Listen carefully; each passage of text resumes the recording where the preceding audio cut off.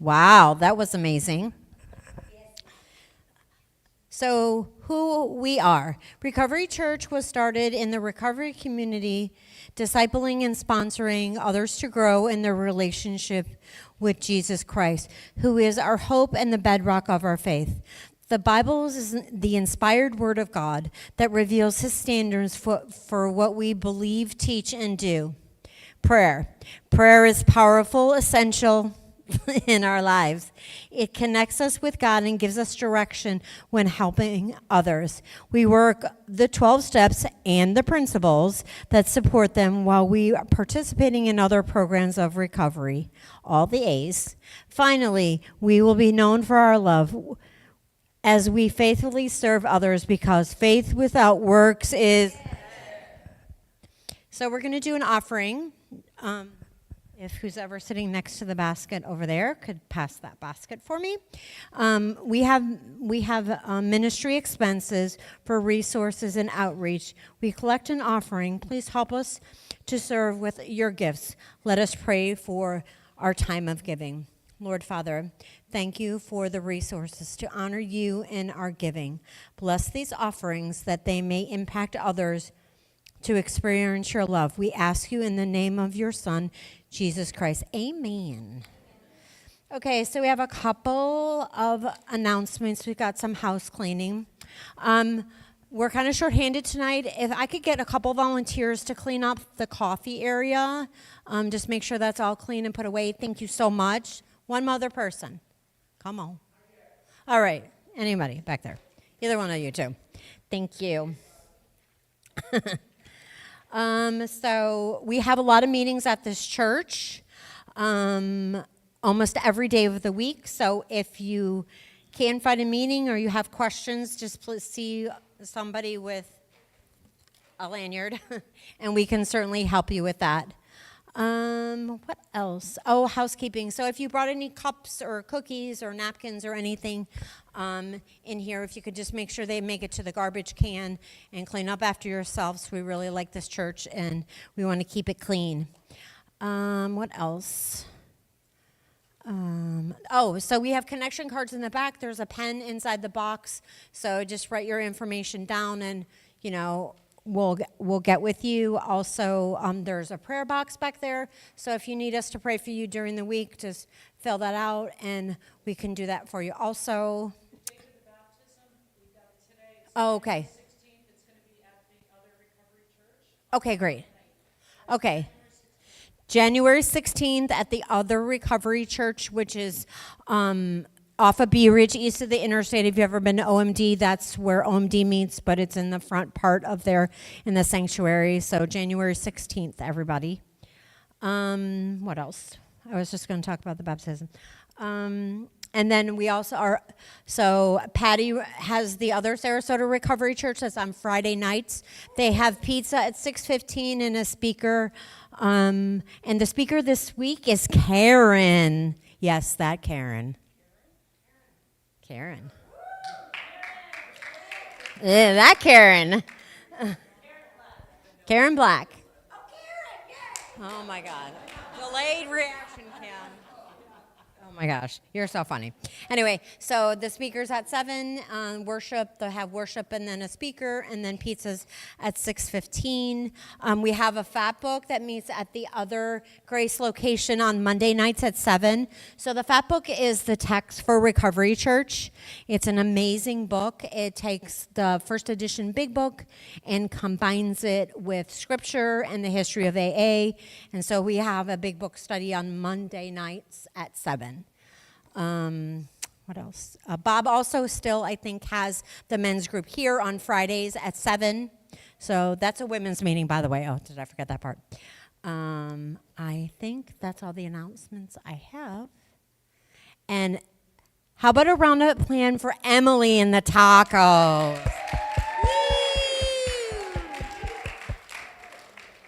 And thank you, everybody who helped clean up, helped set up. Thanks, everybody. We appreciate you very much. So our speaker tonight is my very good friend, David. And I'm sure he has a wonderful lesson planned for us. Well.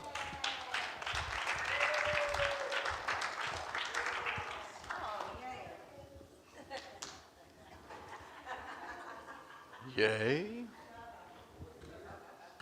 I'll be home for Christmas. You can count on me. Please have snow and mistletoe and presents under the tree. Christmas time will find us where the love light gleams. I'll be home if only in my dream. Oh, you better watch out. You better not cry.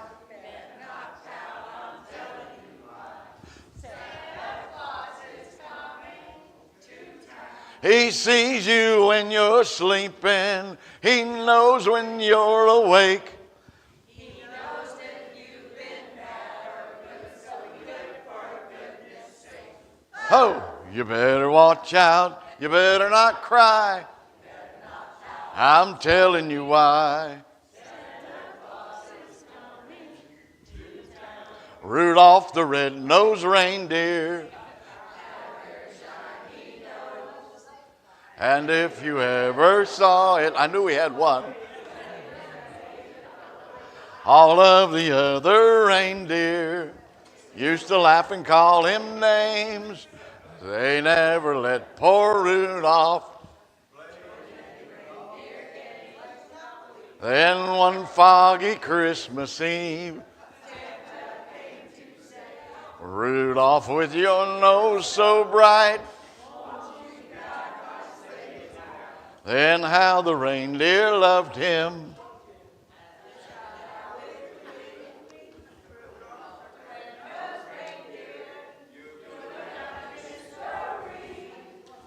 Oh, you did good.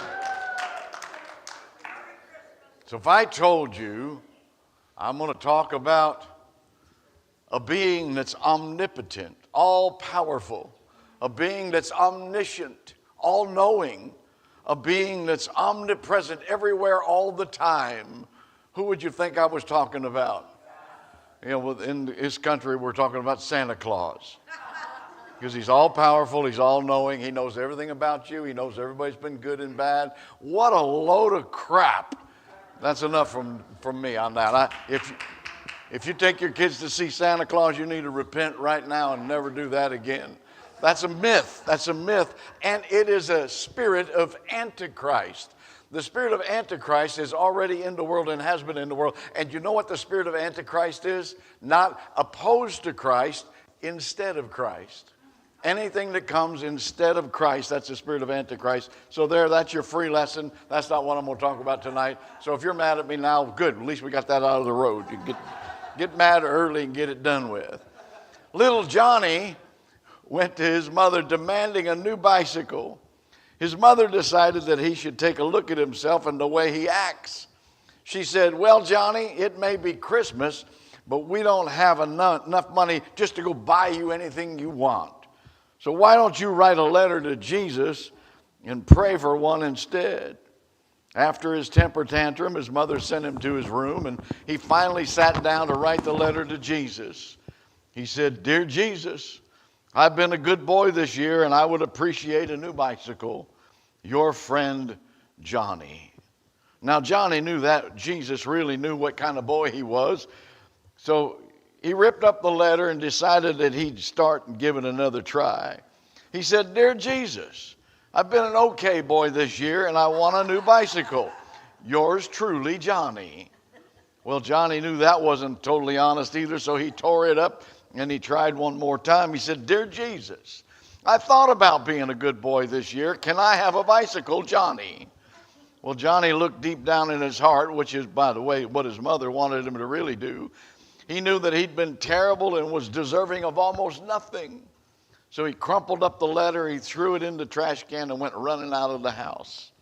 He aimlessly wandered about, depressed because of the way he treated his parents and really considered his actions. And he finally found himself standing in front of a Catholic church. Johnny went inside and knelt down, looking around, not knowing what he should do really.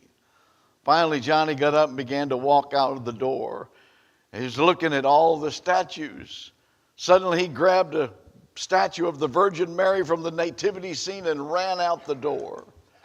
He went home and he hid the statue under his bed, and he wrote another letter. He said, Jesus, I got your mama. If you ever want to see her again, give me a bike. You know who.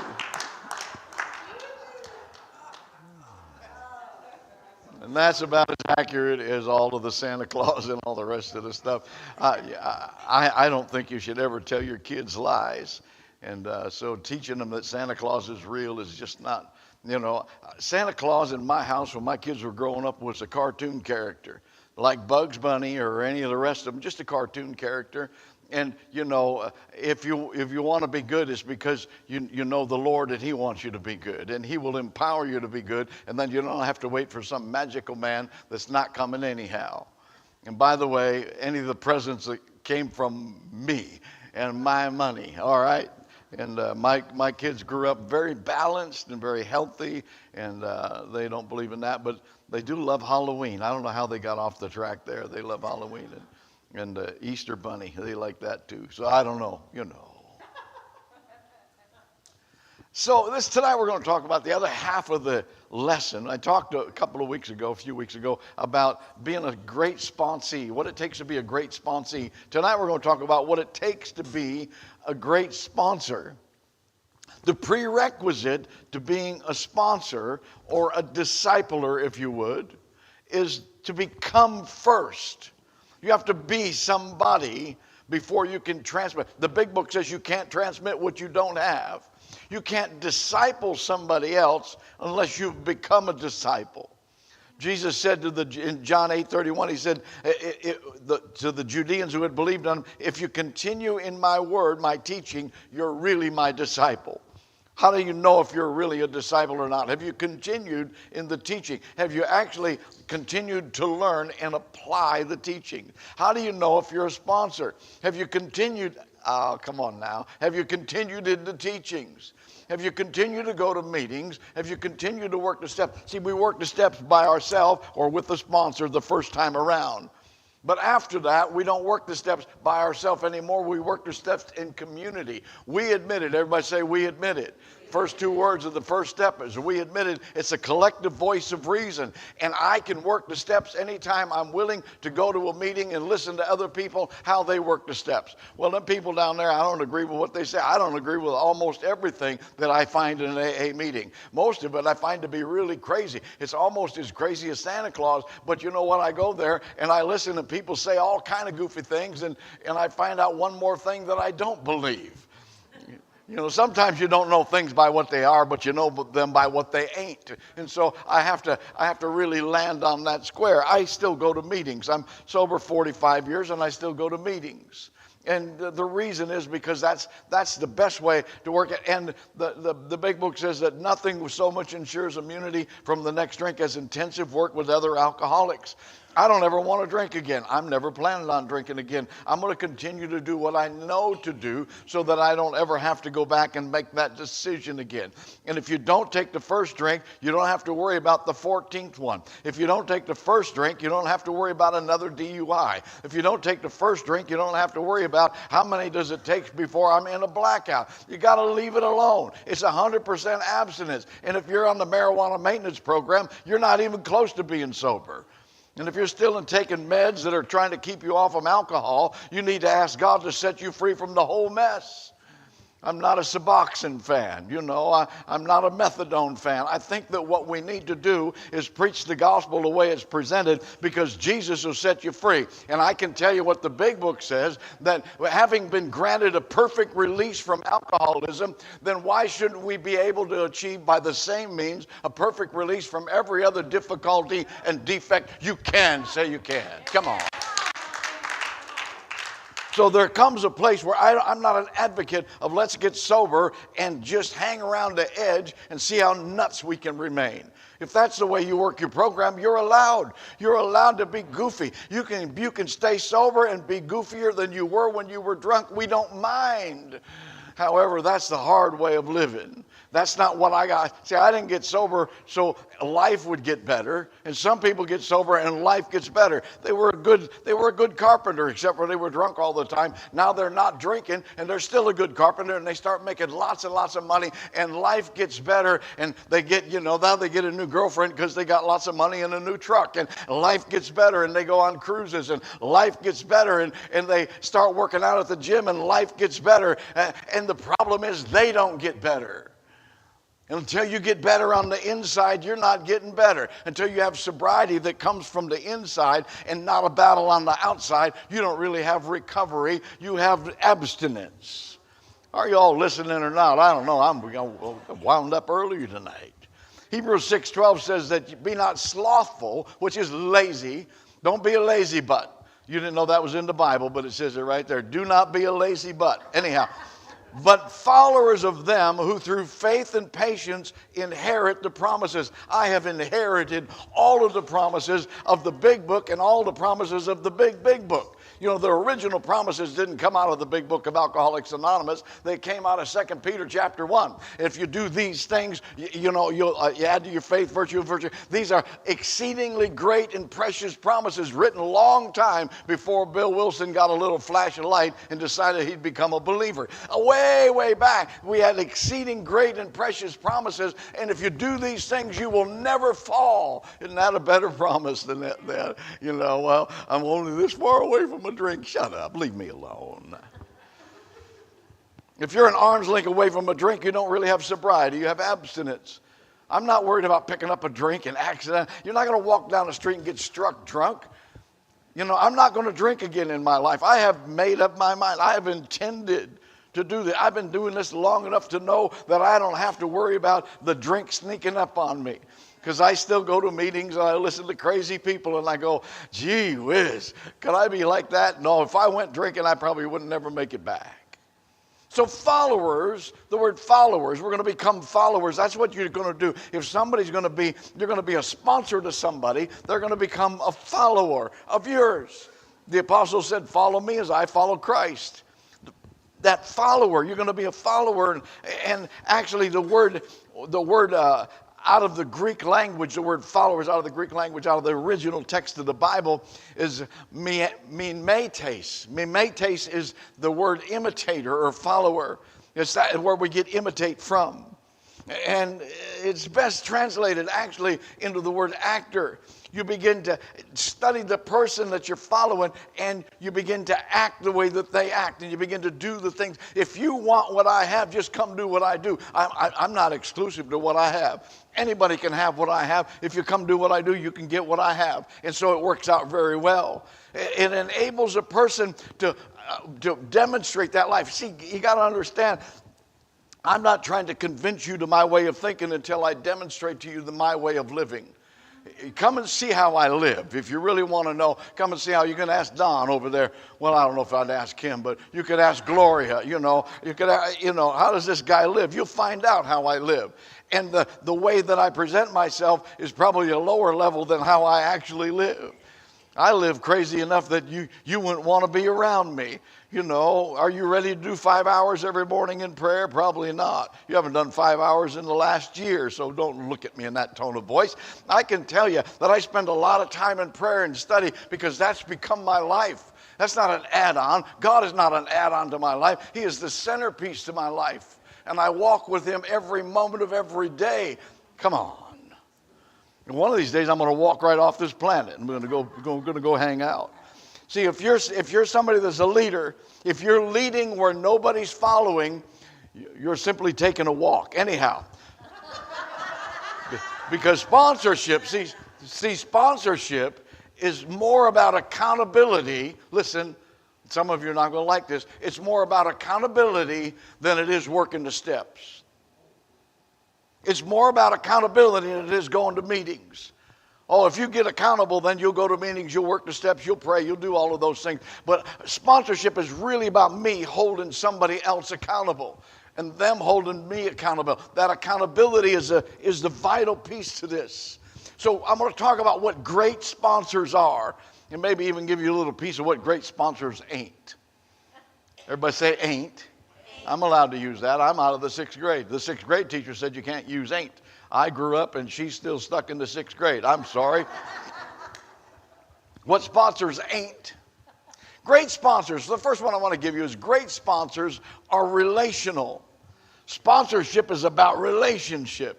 It's opening yourself to relationship. Both ways, both for the sponsor and the sponsee, sponsorship is relationship. See, wisdom is transferred through relationship. Actually, there's 2 ways of getting wisdom. One is through that relationship, and the other is through trial and error.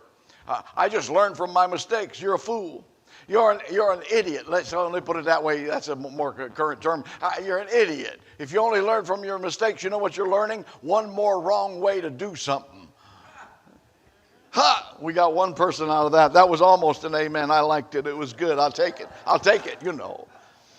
The 12 and 12 on page 80 says this: defective relationships with other human beings has nearly always been the immediate cause of our woes, including our alcoholism. Where did your alcoholism come from? Defective relationships with other people. Well, either that or you can believe that the book is wrong. See, you need to become proficient at relationships, for sponsorship and for life in general, for that matter. There's some things you cannot teach people. Some things are not taught, they're caught. And the only way you catch it is to walk with that person. I want to jump over on the other side. So relationship is the first requirement in sponsorship. But I want to give you, right in this point, some disqualifiers. Are we all right? I have a list. That's what Pastor Joe always says. I have a list. Disqualifiers. This is not an exhaustive list. This is just some ideas that I jotted down today so that you could in fact learn what this is all about. The first thing is, if you are battling with low self-esteem or a fractured self-perception, you will not be able to sponsor somebody, and what's more, you will not be a good sponsee. If you have a fractured self-perception, you have to get healed from that. The second one I'll give you, if you battle and walk in fear of rejection or further rejection. A lot of people I know in the church and in AA are people that live in a spirit or a heart of rejection. They feel rejected by everybody. And this is formulated around a return to a survival mode, isolation and non-communication. This is the place where you have to understand that I can't go back and live the way that I lived and somehow think I'm going to have a happy sobriety. Disqualifiers from sponsorship. The third one I'll give you is an overt desire or need for approval. Desperately needing to fit in. Masking with anger or masking with the other side with always happy and always joking and everything's a joke. You know what? Both are mask.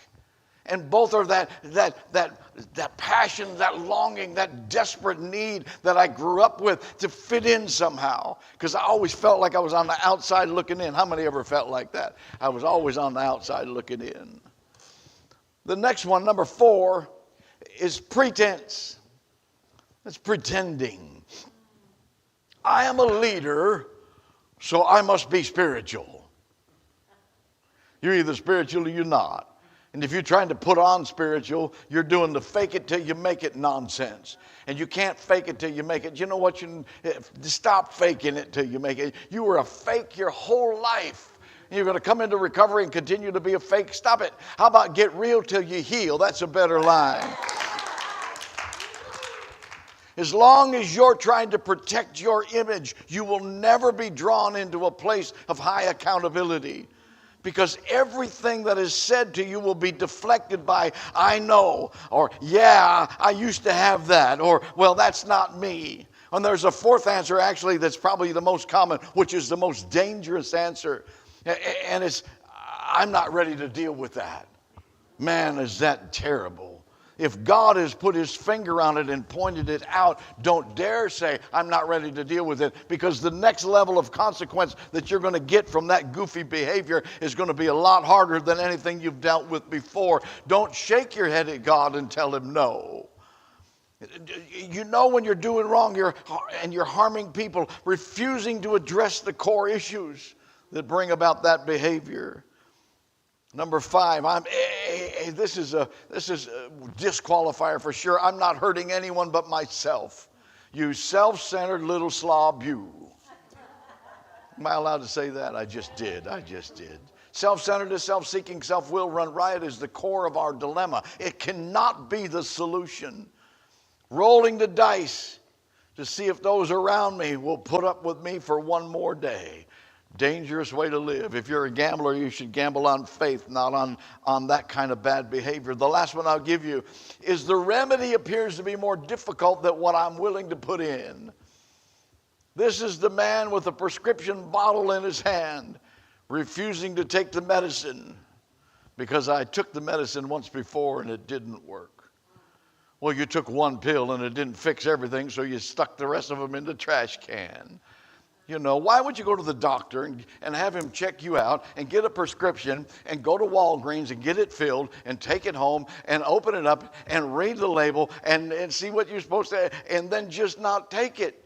That's the person that comes to recovery and doesn't do what it is that's prescribed. Because if you do the steps, you will get better.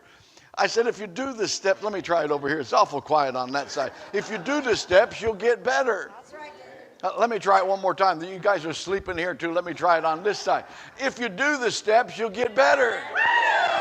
Yeah, see, that's what you're supposed to do over there. Y'all sleeping. I'm sorry for the results you didn't get from the work you didn't do.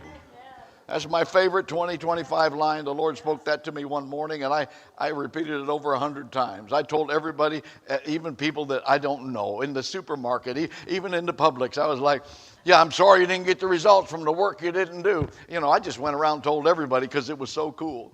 So God doesn't always speak to me that way, but that was very fun. Yeah, it's fun. It's fun when God talks to you. How many God talks to you? If God doesn't talk to you, that's because you're not listening. God talked. How many are Christians here? Let me see your hand. How'd you become a Christian? God spoke to you. He spoke to you and said, come here. Come here, I got something for you. He called you out of darkness into his light. How did he call you? Hey, Patty, come here. That's how he called you. He called you by name. He knew you from before the foundation of the world. He knew you before you were formed in your mother's womb. And when he said, hey, you said, oh, and you showed right up. Some of you showed up and continued to drink. And he was like, you know, you ought to put that down. God was speaking then. God's still speaking. You go by the trap house, you start looking, boy.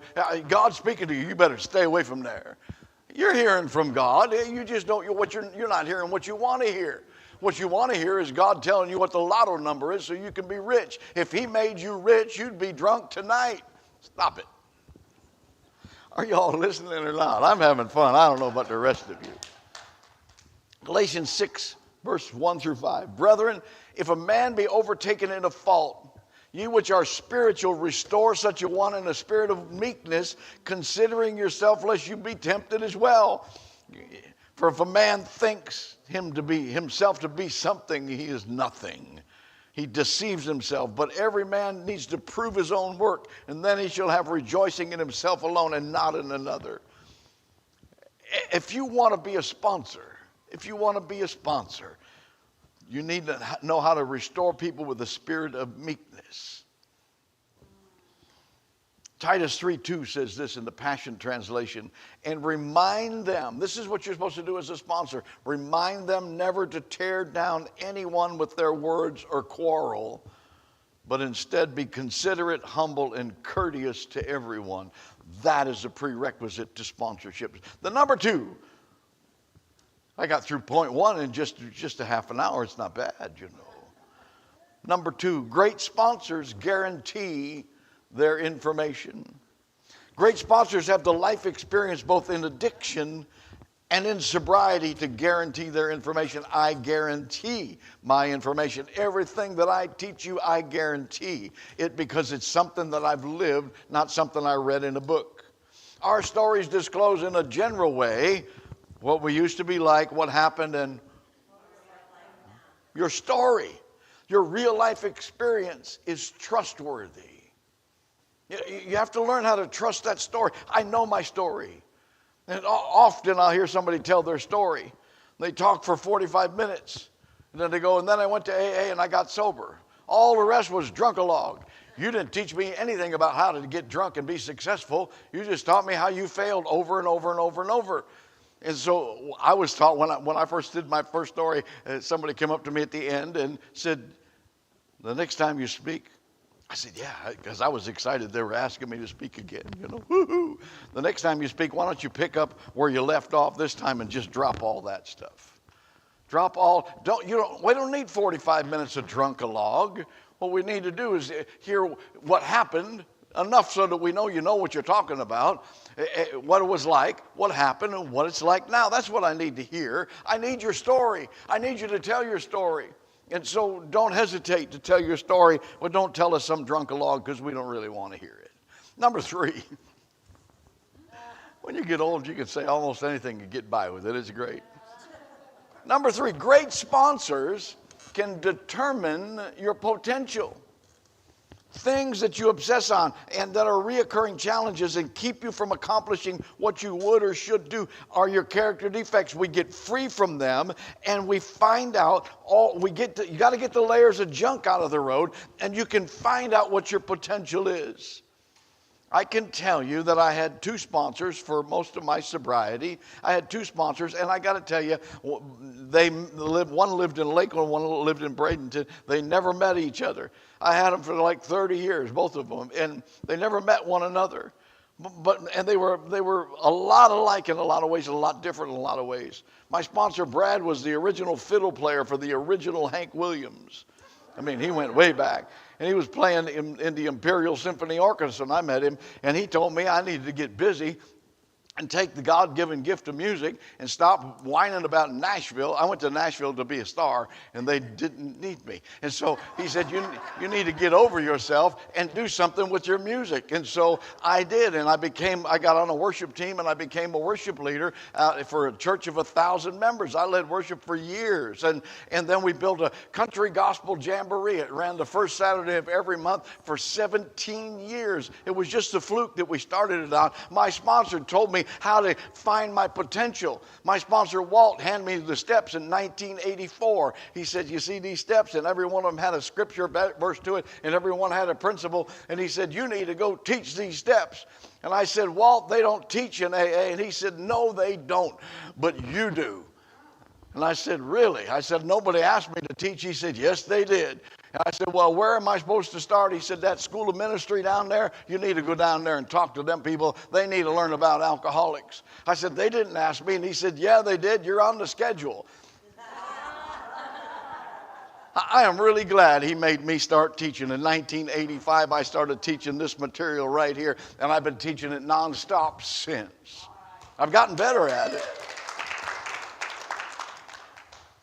And he told me to write, and then I wrote books and I did all that. Here's page 98 of the big book says, burn into the idea into the consciousness of every man that he can get well regardless of anyone. The only condition is that he trusts God and clean house. Number 4, I'll quit with this one because I've got 14 of them. Number 4, great sponsors can paralyze your enemy. You have to identify the real enemy, the reoccurring challenges. See, some of us talk about old behavior. Well, my old behavior. Let me tell you something. If you're still doing it, it's not old behavior. It's current behavior. And you can't help overcome something that you're still in. If you're in it as a sponsor, you can't help anybody else get out of it. But if you've gotten past it, then you've got some experience and you can paralyze those enemies. A lot of paralyzing the enemies is helping the person identify what their enemies are. Because a lot of times well, I'm not drinking and I'm not using drugs, but your life is you're still struggling, you're battling. Maybe you're battling in parenting. Well, you need to have somebody help you identify what you're doing wrong. One of my pastors, Pastor Jeanette, when my kids were little, she used to get on my case about everything, but my kids were little.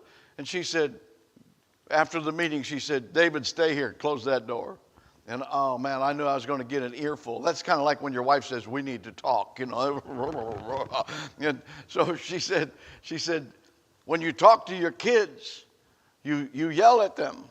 Stop yelling at your kids. I said, I don't yell at my kids. She said, you always yell at your kids. And I said, I don't think so. She said, well, I know so. And what you need to do, instead of raising your voice and telling them, clean up your room, clean up your room. I said, clean up your room. How many do that? Yeah, you do. It escalated. So he said, the next time, it's time to clean up your room. And the next time you say it, go, it's time to clean up your room. And then go, it's time to clean up your room. That one little tool right there saved me tons and tons of frustration. Because by the time I got to the third level, they were scrambling to get it done. Because they didn't know once I ran out of levels what would happen. You know what? I didn't know either, but it worked, you see. I got to close. I'm sorry. Page 164, it says, God will constantly disclose more to you and to us. Ask him in your morning meditation what you can do each day for the man who is still sick. The answer will come if your own house is in order. But obviously you cannot transmit something you haven't got. See to it that your relationship with him is right, and great events will come to pass for you and countless others. And then it goes on. This is the promise. Great sponsors can cause the right people to listen to you. Great sponsors will require your pursuit. Great sponsors are more interested in your success than your affection. Great sponsors are not necessarily your best friend. I'll finish with this. Did I say that earlier? About 3 times now. I'm going to close with this. I promise. Great sponsors are not necessarily your best friend. Your best friend loves you the way you are. Your sponsor loves you too much to leave you the way you are. Your best friend is comfortable with your past. Your sponsor is comfortable with your future. Your best friend ignores your weaknesses. Your sponsor removes your weaknesses. Your best friend is your cheerleader. Your sponsor is your coach. How many know there's a difference between a cheerleader and a coach? Watch an NFL game, you'll find that out. Your best friend sees what you do right. Your sponsor sees what you do wrong. Offer friendship, and page 95, offer friendship and fellowship. Lend him your book. He is to read it by the second time you meet. There's some specific. Great sponsors see things before you do. Blah, blah, blah. It's a long lesson. Buy the book. That's all I can tell you. Right here's the book. The principled approach. This is in there. This lesson is in there, principled approach, and there's a workbook that goes with it. Who wants this set of books? You want this set of books? Can you send him up here? Make him come up. He's young. He can walk. Jonathan, thank you for all your help. I saw you working earlier, cleaning up and doing. I don't know, either that or you were the little Johnny I was reading about and you were trying to steal something out of the church. I don't know. No, I want to kid you.